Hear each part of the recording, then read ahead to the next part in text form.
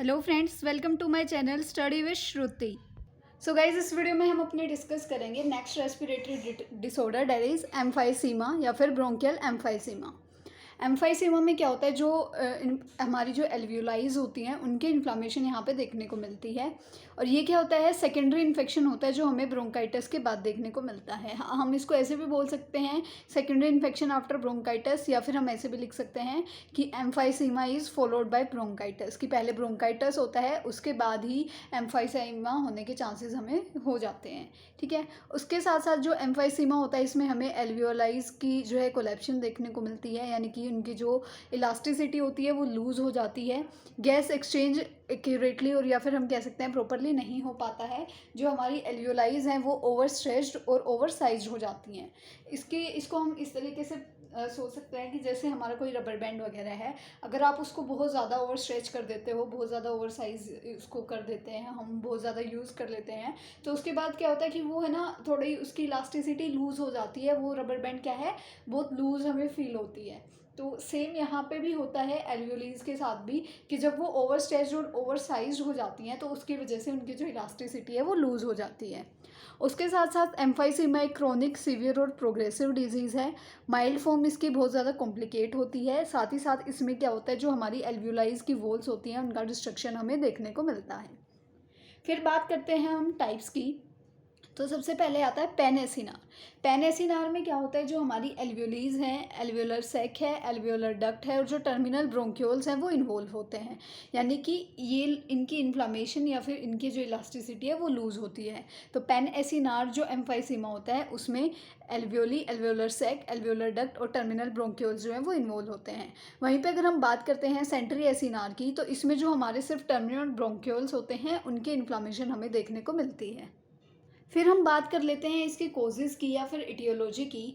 तो जैसे स्मोकिंग की वजह से भी हमारी जो एल्वियोलीज हैं उसमें बहुत ज़्यादा क्या है, क्या होते हैं, स्मोकिंग करते हैं तो उसमें भी बहुत सारे हमारे टॉक्सिन्स वगैरह होते हैं, इरिटेंट पोल्यूटेंट प्रेजेंट होते हैं, तो उनकी वजह से भी हमारी जो एल्वियोलीज हैं उनकी इलास्टिसिटी लूज़ हो सकती है।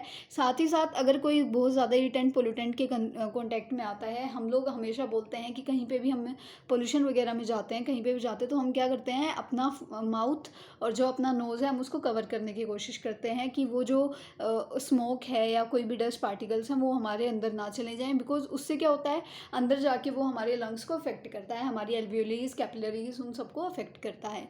तो वही है। सेकेंड, उसके बाद कोई इन्फेक्शन अगर किसी को है कि हाँ, किसी को रिकरेंट कोई ना कोई लंग्स की डिजीज़ देखने को मिल रही है ड्यू टू इन्फेक्शन, वो कोई भी बैक्टीरियल, वायरल, फंगल कोई भी इन्फेक्शन हो सकता है, तो उसकी वजह से भी हमें ये देखने को मिलता है। उसके बाद जेनेटिकली भी हो सकता है, जेनेटिक हो सकता है यानी कि हमारी फैमिली से हमारे पास आया हो, हमारे पेरेंट को हो, तो फ्रॉम द जीन वो हम पे हमारे जो है हमें ट्रांसफ़र हुआ है, तो वो क्या है, जेनेटिकली भी हमें ये देखने को मिल सकता है। उसके बाद अल्फ़ा 1 एंटीट्रिप्सिन की वजह से भी हो सकता है। अल्फ़ा 1 एंटीट्रिप्सिन क्या होती है, ये एक इलास्टिन प्रोटीन है जो हमारा लीवर सिक्रीट करता है। ये क्या करता है, ये हमारी जो फ्रिक्शन होती है लंग्स में उसको डिक्रीज़ करने का काम करता है और हमें प्रिवेंट करता है इन्फेक्शन से। तो अगर हमारा लीवर इसको अप्रोप्रिएट अमाउंट में सिक्रेट नहीं करेगा, तो जिसकी वजह से हमें क्या है, इलास्टिसिटी कम देखने को मिलेगी जो हमारी एल्वियोलीज हैं, और हमें एम्फाइसीमा जो है वो होने के चांसेस होते हैं।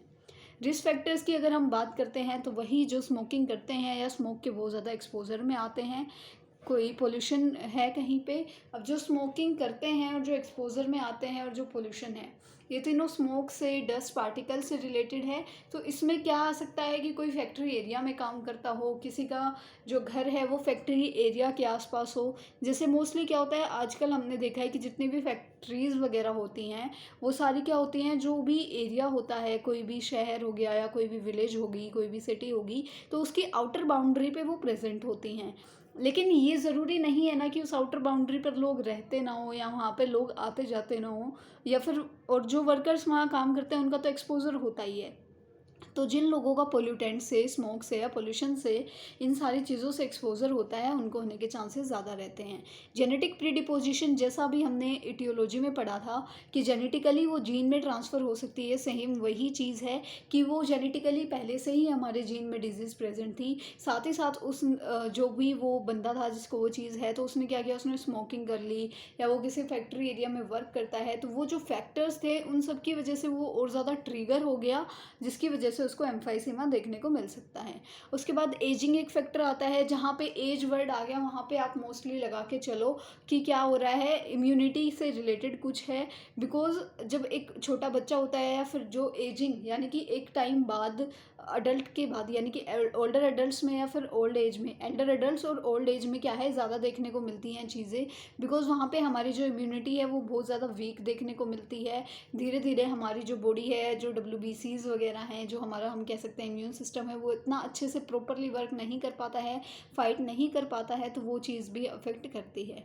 उसके बाद मेंस जो हैं वो ज़्यादा प्रोन होते हैं एज़ कम्पेयर टू वुमेंस।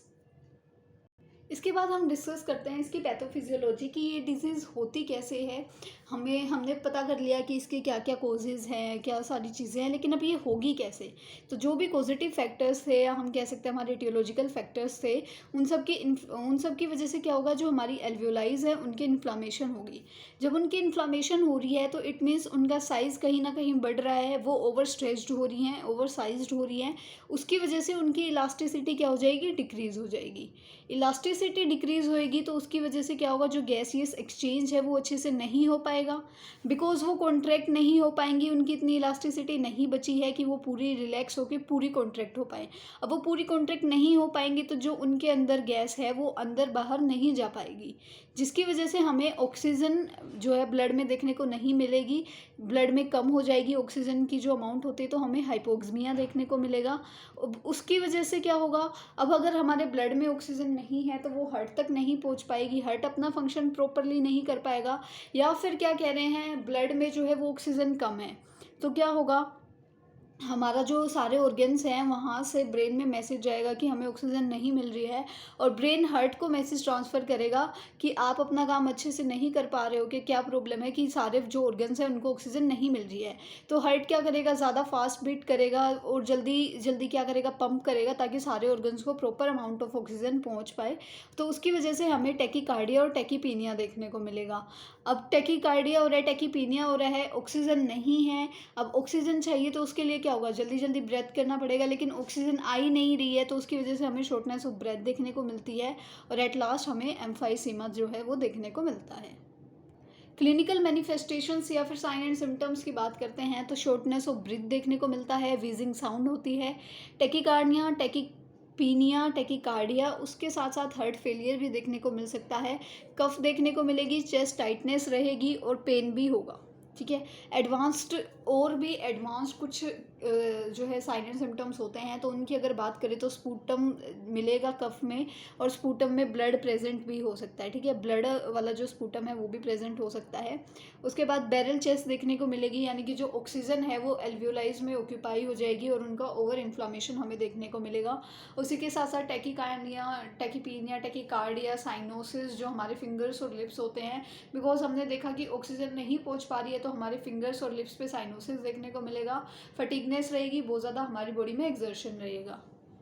फिर बारी आती है कि हम डायग्नोज कैसे करेंगे कि हाँ हमें एम्फाइसीमा है, तो उसके लिए हम मेडिकल हिस्ट्री ले सकते हैं, फिजिकल एग्जामिनेशन कर सकते हैं, पल्मोनरी फंक्शन टेस्ट कर सकते हैं कि जो हमारी पल्मोनरी वेन्स हैं या आर्टरीज़ वगैरह हैं वो अच्छे से वर्क कर रही हैं, हमारे जो लंग्स हैं वो प्रॉपरली वर्क कर रहे हैं या नहीं कर रहे हैं। उसके बाद हम ABG एनालिसिस कर सकते हैं कि ऑक्सीजन की लेवल कितनी है, मोस्टली वो डिक्रीज़ मिलती है in the case of emphysema, और CO2 की लेवल इंक्रीज़ मिलती है हमारी बॉडी के अंदर। चेस्ट एक्सरे कर सकते हैं, CT scan and alpha antitrypsin ऐसे, बिकॉज ये क्या होता है कि इलास्टिन प्रोटीन होता है जो हमने डिस्कस किया था, तो इसकी हेल्प से हमें ये पता चलेगा कि हाँ लीवर कितना सिक्रेट कर पा रहा है या नहीं कर पा रहा है, या फिर इसकी ही कमी की वजह से तो हमारी जो एल्वियोलाइज है उनकी इन्फ्लामेशन वगैरह नहीं देखने को मिल रही है। उसके बाद हम स्पूटम कल्चर कर सकते हैं, स्पायरोमीट्री, और ब्लड में जो है हम WBC का लेवल जो है वो चेक कर सकते हैं, और कोई भी इन्फेक्शन वगैरह होता है या कुछ भी डिजीज़ होती है तो वो हमें इंक्रीज़ देखने को मिलता है, बिकॉज हमारा इम्यून सिस्टम उसके साथ फाइट करना शुरू कर देता है। मैनेजमेंट की अगर हम बात करते हैं तो एज अ मेडिकल मैनेजमेंट हम उसको ब्रोंकोडायलेटर्स दे सकते हैं पेशेंट को, ब्रोंकोडायलेटर्स जैसे कि बैक्लोमिथाजोन, इप्राट्रोपियम ब्रोमाइड, टर्ब्यूटालिन या फिर साल्बुटामोल। ठीक है, उसके बाद जो इनहेल्ड स्टेरॉइड्स होते हैं जो हम इनहेल कर सकते हैं वो दे सकते हैं। ऑक्सीजन नहीं पहुंच पा रही है तो ऑक्सीजन थेरेपी दे सकते हैं। अगर किसी बैक्टीरिया की वजह से, इन्फेक्शन वगैरह की वजह से हमें एम्फाइसीमा देखने को मिल रहा है तो हम उसको एंटीबायोटिक्स दे सकते हैं। न्यूट्रिशन थेरेपी दे सकते हैं न्यूट्रिशन के लिए, उसके साथ साथ पेन के लिए एनाल्जेसिक्स दे सकते हैं।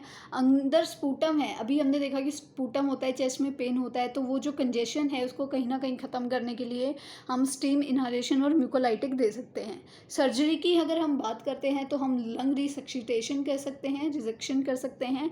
उसके बाद जो ज़्यादा अफेक्टेड पार्ट होता है, जो लंग रिसेक्शन है, उसमें हम क्या करते हैं, जो बहुत ज़्यादा अफेक्टेड पार्ट होता है उसको हम रिमूव कर देते हैं। उसके साथ हम बुलेक्टमी कर सकते हैं, ये एक कंजर्वेटिव सर्जरी होती है। इसमें क्या होता है, बुले यानी कि जो सैक लाइक स्ट्रक्चर होता है हम उसको रिमूव, जो फॉर्म हो जाता है वहाँ पे हम उसको रिमूव कर देते हैं। इसमें क्या होता है, हम सिर्फ एल्वियोलाई का वो पार्ट जो है हम रिमूव करते हैं जो नेक्रोटाइज हो चुका है, जहाँ पे क्या हो रहा था कि सेल के पास जो एल्वियोलीज के सेल थे उसके पास ऑक्सीजन नहीं पहुँच रही थी, जिसकी वजह से वहाँ के सेल्स या टिश्यू की डेथ हो गई है। तो वो जो नेक्रोटाइज पार्ट है हम सिर्फ इसको रिमूव करेंगे।